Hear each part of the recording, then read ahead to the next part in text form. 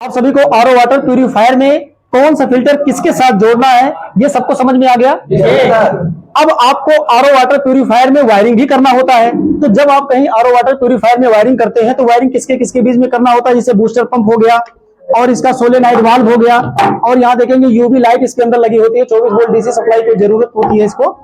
और इसके अलावा इसमें देखेंगे माइक्रो स्विच होता है, एसएमपीएस होता है, इन सबके साथ आप वायरिंग करते हैं। अब पता चला कि आपने वायरिंग तो कर दिया लेकिन आपका आरओ वाटर प्यूरिफायर मशीन चल नहीं रहा है, तो इसका मतलब ये हो सकता है कि एसएमपीएस हो सकता है आपका खराब हो गया हो।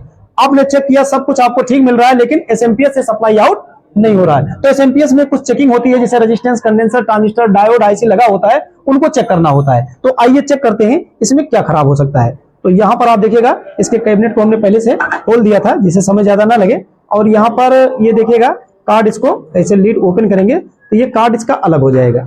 अब इसमें कुछ चेक करना होता है। चेक करने का मतलब होता है, सबसे पहला काम तो ये होता है, इसमें देखिएगा एक ऐसी फ्यूज लगी होती है, तो पहले ऐसी फ्यूज की आप जांच कर लीजिए, उसके बाद अन्य कंपोनेंटों को हम आपको चेक करना बताते हैं।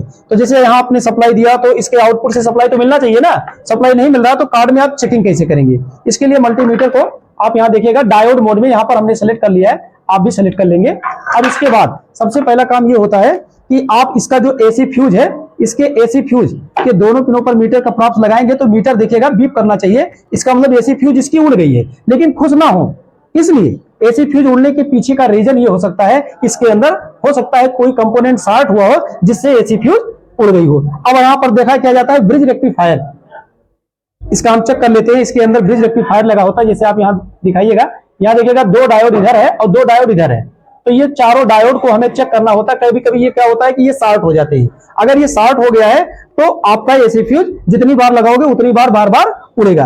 तो यहाँ पर आप देखिएगा एसी फ्यूज तो आपने चेक कर लिया।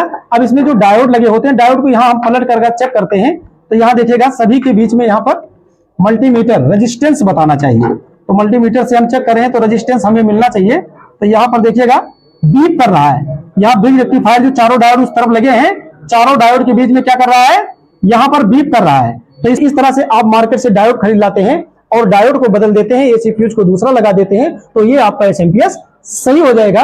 सबको समझ में आ गया, कोई डाउट नहीं है। Thank you.